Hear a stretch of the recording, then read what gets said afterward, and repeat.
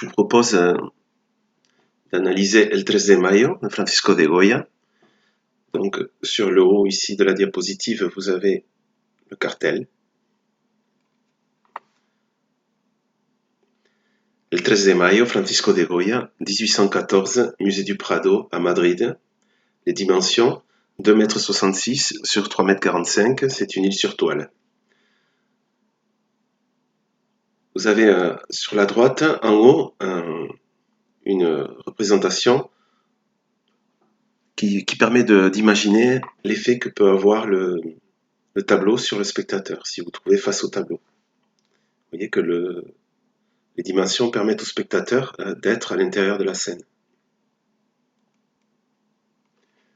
Je rappelle brièvement le contexte historique. En janvier 1808, les troupes françaises entrent en Espagne pour renforcer le blocus continental contre l'Angleterre.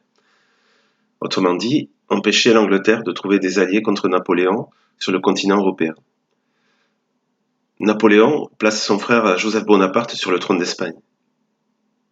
Une véritable guérilla gagne le pays contre l'armée française. Une guérilla, c'est un mot espagnol qui signifie guerre d'embuscade. C'est la première révolte nationale en Europe contre la France. Le 2 mai 1808, à Madrid, la foule manifeste pour le retour du roi espagnol Ferdinand VII. Les Madrilènes affrontent les cavaliers mamelouks envoyés contre eux par le général français Murat. Les Mamelouks, ce sont des soldats alliés à Napoléon durant la campagne d'Égypte. Dans la nuit et dans la journée suivante du 3 mai, les troupes de Murat se livrent à une féroce répression. De nombreux Madrilènes, pris les armes à la main, sont fusillés après le jugement sommaire. Donc ici sur la diapositive, el 2 de Mayo 1808 à Madrid, 2 de Mayo de 1808 en Madrid, en espagnol, et ensuite le soulèvement du 2 de Mayo, du 13, excusez-moi, en français, la traduction c'est soulèvement du 2 de Mayo, et ensuite à droite donc el 13 de Mayo qui fait l'objet donc de notre petit commentaire.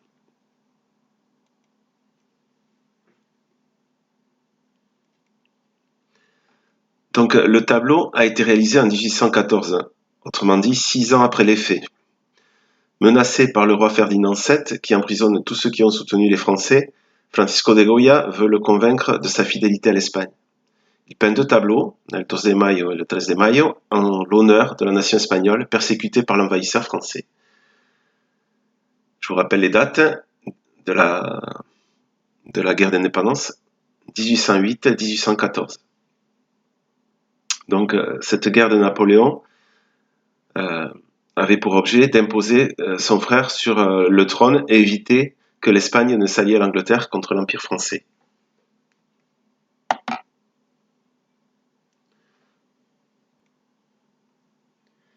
Vous trouverez ici, sur cette diapositive, quelques éléments historiques.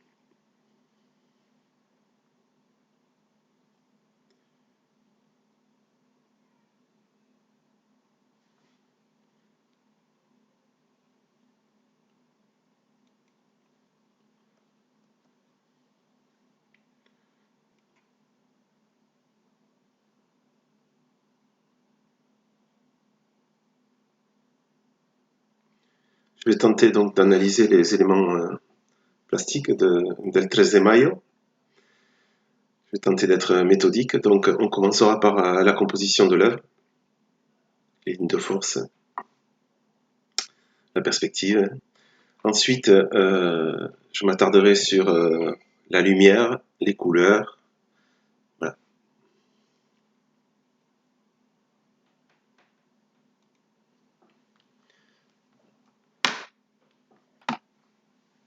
La composition, le tableau se divise en 3 parties. Les victimes sur la gauche, les bourreaux, c'est-à-dire les soldats napoléoniens sur la droite, la ville en arrière-plan.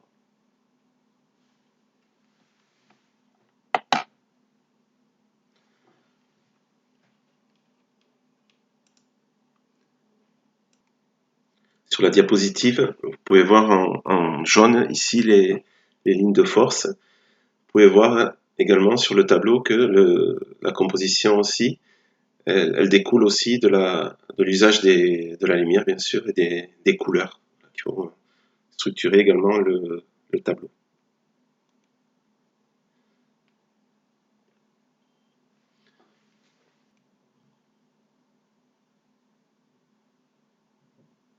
Goya utilise un jeu de lumière et d'ombre pour faire ressortir l'aspect dramatique de la situation, le clair-obscur.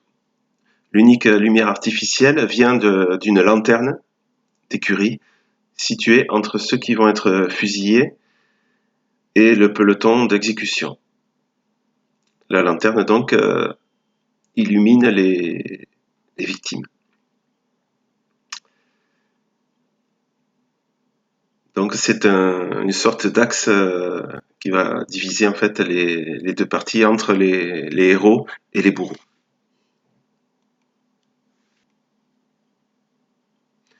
L'effet de lumière dramatique renforce l'impression produite par la scène. La lumière, qui provient donc de cette lanterne, éclaire violemment les victimes. Toute la lumière converge vers l'homme qui va être fusillé, et fait ressortir cet homme qui porte une chemise blanche. Ce blanc, en fait, l'application de ce blanc fait ressortir également ce contraste. Et donne à cette situation tout son aspect aussi dramatique avec ce jeu d'ombre et de lumière avec le peloton d'exécution. Les couleurs maintenant, des couleurs chaudes, rouge et jaune vif, contrastent avec les bruns et gris sombres en dégradé du fond et du décor, à peine suggérés. Le personnage central est en blanc, symbole de pureté, le rouge est celui du sang et de la violence.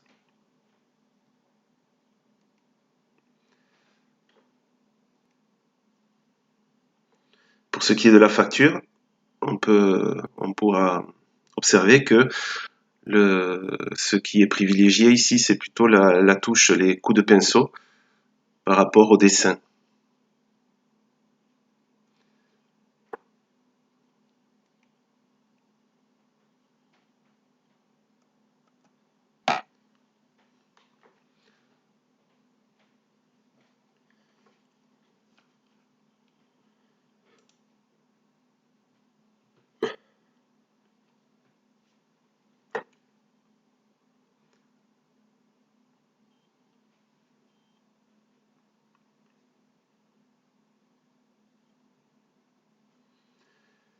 En ce qui concerne la technique, Goya fait montre ici d'une touche très libre, donc et donne donc plus d'importance donc à cette touche qu'au dessin, comme je l'ai dit. Donc l'effet également, il va y avoir un effet également sur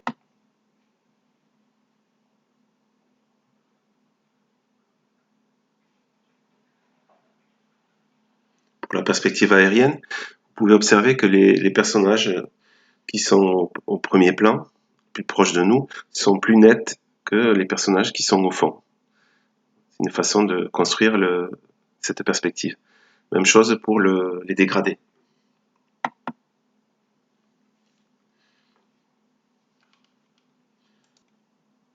Sur cette diapositive, à droite, no se puede mirar, on ne peut pas regarder, 1810, vous vous rendez compte que la scénographie del 13 de Mayo est fortement inspirée de cette gravure antérieure qui date de 1810. Cette gravure appartient à une série intitulée Les désastres de la guerre.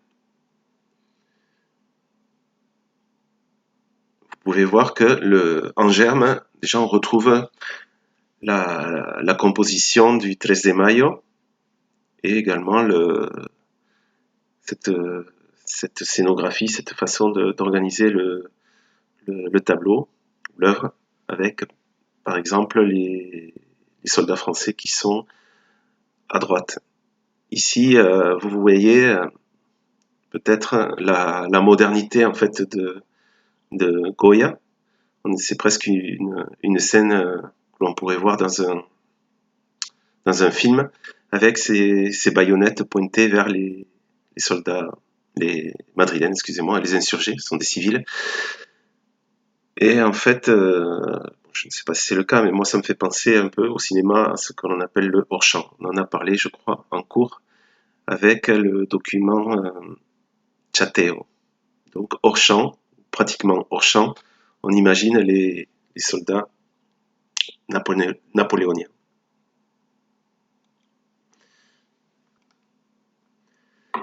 Attardons-nous maintenant sur les différentes parties du tableau. Premier plan, à droite, les soldats français, le peloton d'exécution. Ils tirent à bout portant avec des baïonnettes. Ces baïonnettes, on peut imaginer qu'elles serviront à achever les victimes. Ils sont de dos, ils sont bien alignés, disciplinés, organisés. Ils sont très sûrs de leur force, avec le même profil et le même uniforme, anonymes. Leurs visages sont invisibles. Ils n'ont pas de visage, donc ils sont dépouillés de leur humanité, symboliquement. Ce sont des machines à tuer, un bloc barbare sans visage inhumain qui contraste avec les condamnés au visage expressif et vivant. Les soldats napoléoniens symbolisent la brutalité aveugle de la guerre et la répression. Ils représentent la barbarie, la lâcheté, l'obéissance bête à des ordres injustes. La rangée de soldats sans visage se résume à une diagonale compacte, tandis que les canons des fusils dessinent des lignes parallèles. La tuerie se déroule avec une froide précision, les couleurs sombres dominent.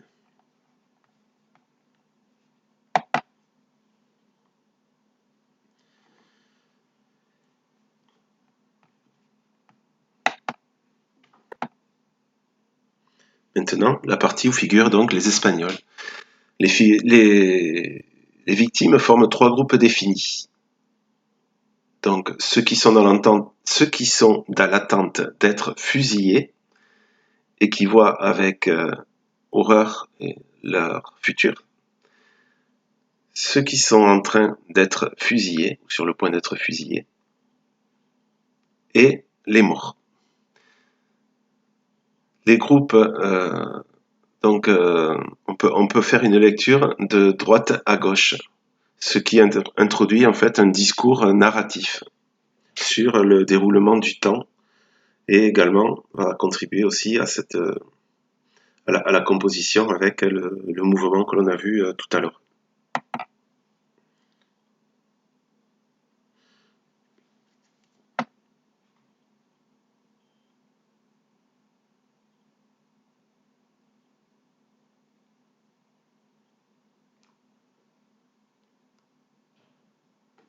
Les exécutés sont les véritables protagonistes du tableau et on peut noter une gamme très large de réactions face au destin tragique. Ainsi, donc, certains fusillés ou futurs fusillés donc, affrontent leur destin avec bravoure. C'est le cas, par exemple, de l'homme qui dresse un point serré contre les Français.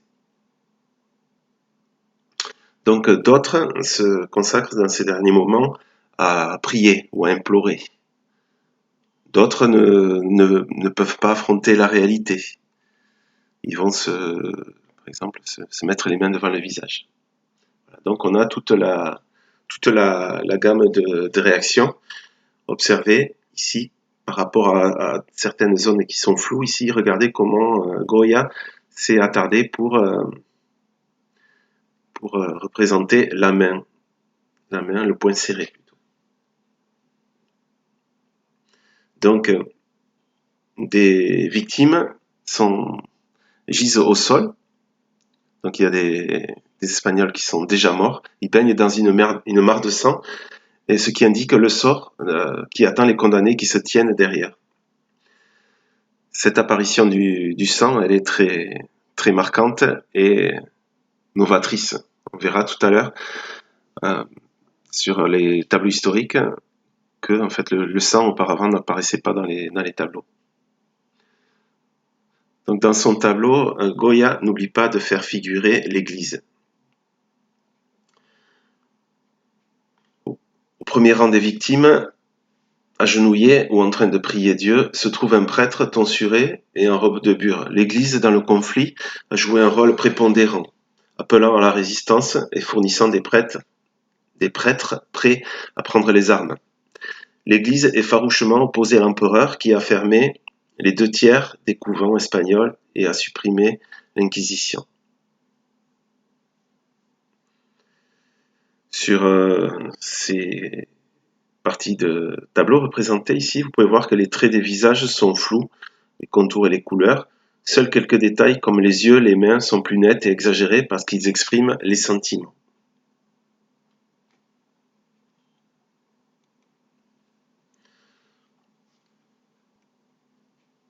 Pour faire passer son message, l'œuvre de Goya sublime la figure des révoltés.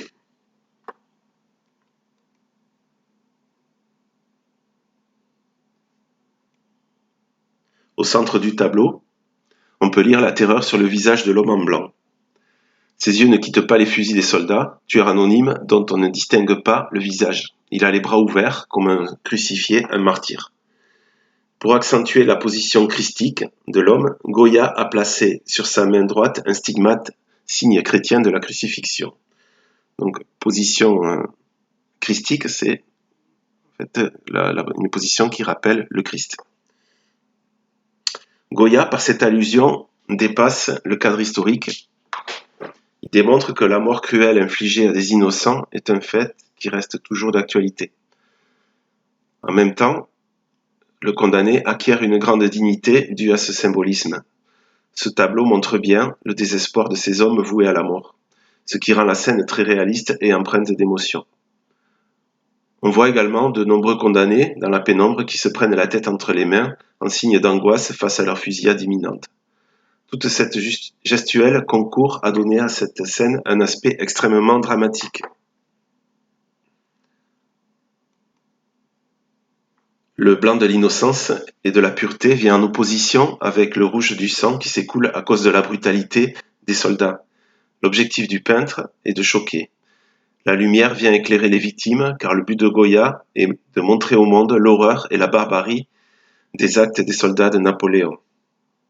La lanterne posée au sol, on peut la rapprocher d'un projecteur qui serait donc braqué sur cette réalité de la barbarie infligée ici aux Espagnols, mais de façon plus universelle, de la barbarie de la guerre.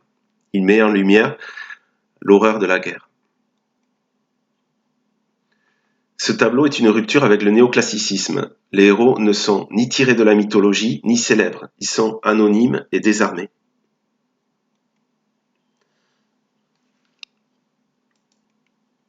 La troisième partie du tableau. En arrière-plan, on devine un palais, mais point de lumière ni d'éclat. L'Espagne est dans le noir, réprimée. Le cortège des otages se perd dans la nuit. Le ciel sombre souligne la gravité des événements. Une lanterne posée au sol éclaire les condamnés. Le calme du pays environnant contraste avec la violence de l'action. La palette de couleurs est réduite, nuances de gris et de marron, de brun qui tranchent avec la blancheur de la lumière de la lanterne et la chemise du martyr.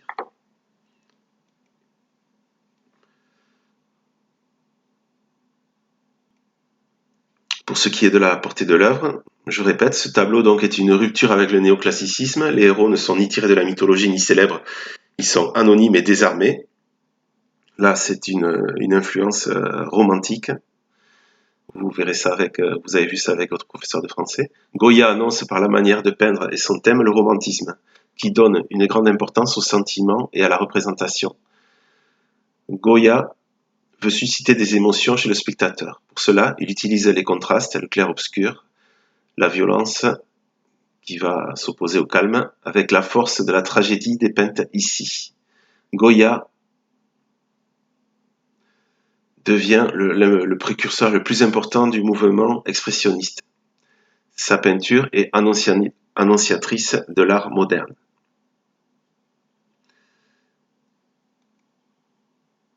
Les deux tableaux permettent à Goya de rester encore quelques années en Espagne, mais le roi Ferdinand VII les cache car un souverain absolu ne peut laisser voir deux œuvres qui glorifient la révolte populaire pour la liberté. Goya part en France quelques années après, en 1824, et il va mourir à Bordeaux. À ce sujet, je vous invite, si vous avez l'occasion d'aller à Bordeaux, à vous rendre à la place, à l'église Notre-Dame. C'est là où en fait où ont eu lieu les funérailles de Goya. Cours de l'intendance, il y a la maison où vivait Goya. Aujourd'hui, c'est l'Institut Cervantes, qui appartient donc au ministère de la Culture espagnole pour diffuser la culture espagnole. Je reviens donc à l'église de Notre-Dame. Juste à côté, il y a une sculpture en bronze qui représente Goya, intéressante. Et aussi à côté de cette sculpture, ou derrière la sculpture, le cours Mably. Autrefois, il y avait une école l'école des Beaux-Arts, je crois. Et à l'époque où Goya vivait à Bordeaux, donc la fille de sa compagne prenait des cours et de temps en temps, il allait observer cette école des Beaux-Arts.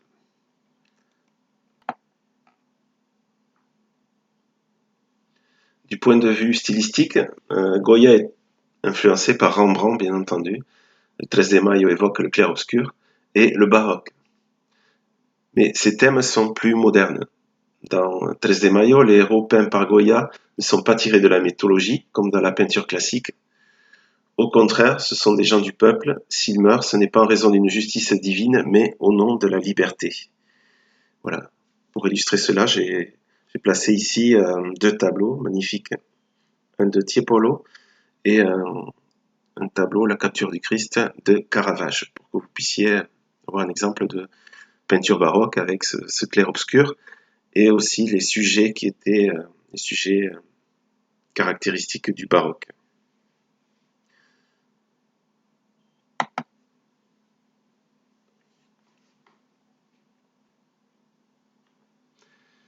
Par rapport aux peintres antérieurs qui l'ont précédé, par rapport aux peintres qui l'ont précédé, ces peintres avaient montré la guerre sous un autre angle, bien entendu. On peut penser par exemple au tableau qui représente Charles Quint à la bataille de Mühlberg, par exemple. Aussi, souvent, les tableaux de guerre montraient un aspect aussi très différent du 13 de Mayo. Je pense à la magnanimité du vainqueur, du chef de guerre. Ici, par exemple, vous pouvez voir le fameux tableau Las Lanzas, la reddition de Breda. À gauche, c'est un tableau de Velázquez. Je n'ai pas mis le titre, j'ai oublié. Voilà. Velázquez, de toute façon, je vous en ai souvent parlé, on en a parlé.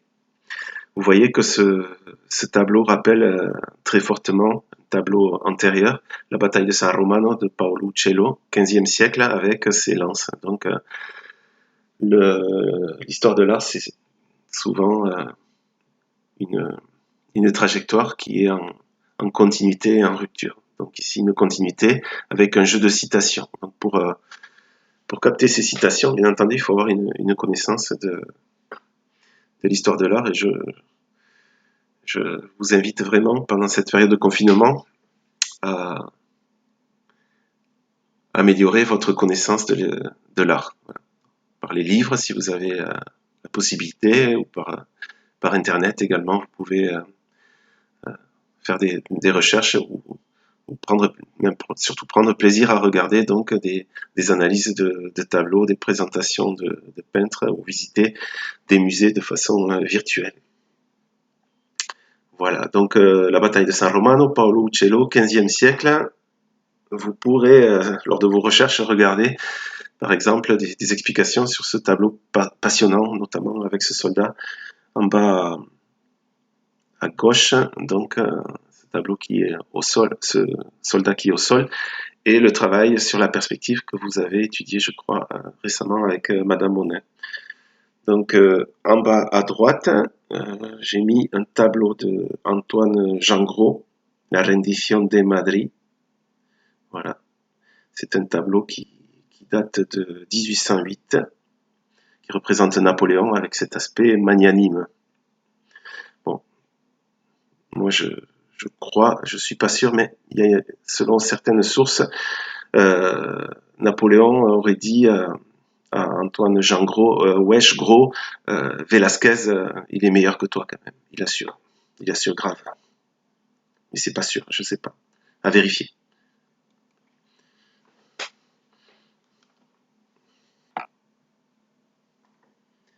Sur cette diapositive, j'ai essayé de vous montrer comment l'œuvre de Goya, Tres de Mayo, a influencé bon nombre d'artistes depuis donc sa création très vite jusqu'à aujourd'hui.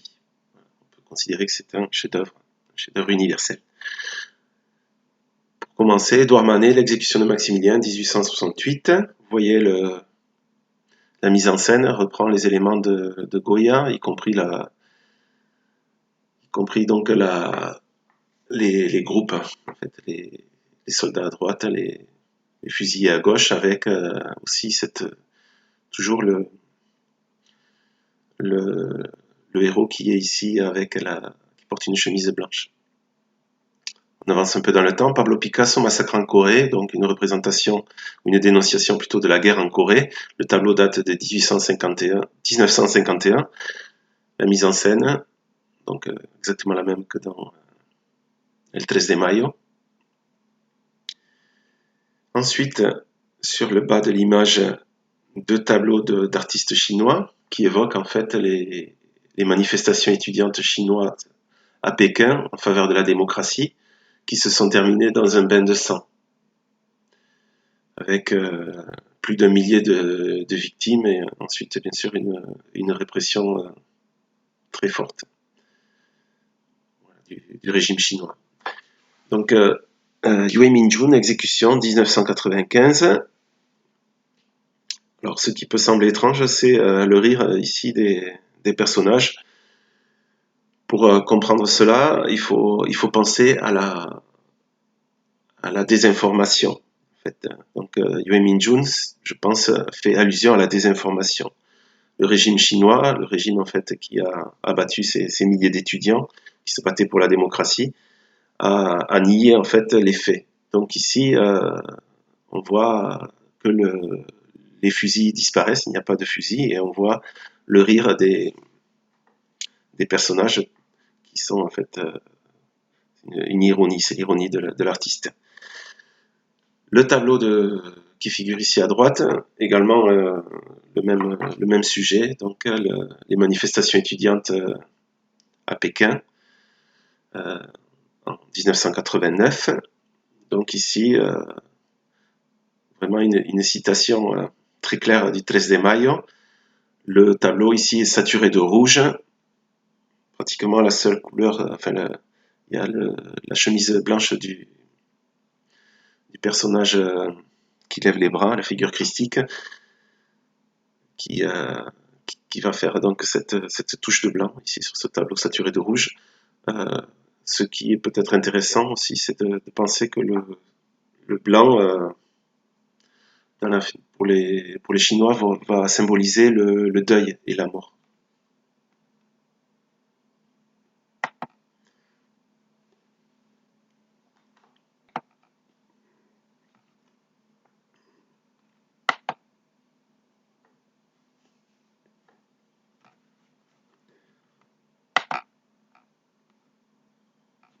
Pour finir, ici trois œuvres de Goya.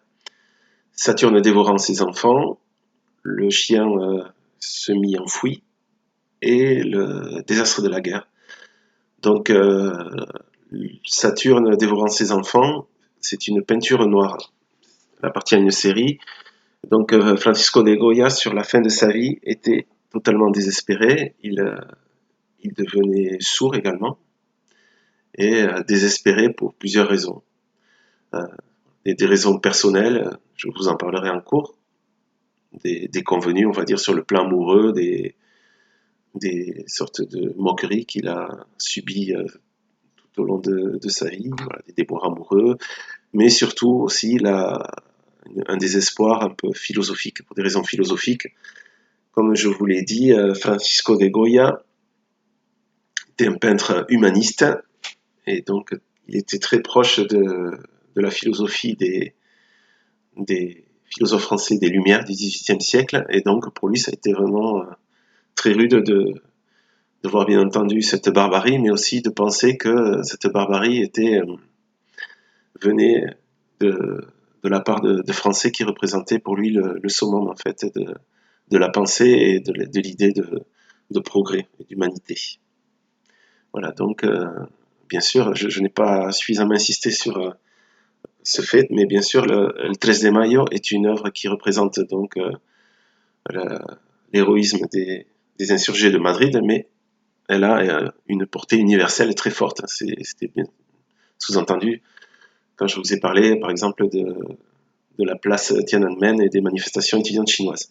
Donc, à la fin de sa vie, Francisco de Goya va peindre une pièce de sa maison tout en noir et va s'entourer de tableaux très sombres parmi eux. Donc, parmi ces tableaux, le Saturne dévorant ses enfants et le chien semi-enfoui dans le sable. Donc ici, je mettrai, sûrement, si je retrouve une explication, vous comprendrez mieux la portée également de ce tableau incroyable de Goya et son aspect novateur. Je pense que je vous en ai souvent parlé, puisqu'il s'agit d'un de mes tableaux préférés, et on est vraiment là au seuil de la peinture moderne. Troisième image, les désastres de la guerre, pour vous montrer que Goya a été un peintre précurseur, novateur, et en fait, il rappelle très fortement un photo-reporter. Il n'était pas sur les terrains de bataille, ce qu'il a représenté dans les gravures, c'était ce qu'on lui avait raconté, mais en fait, voilà, il fait comme...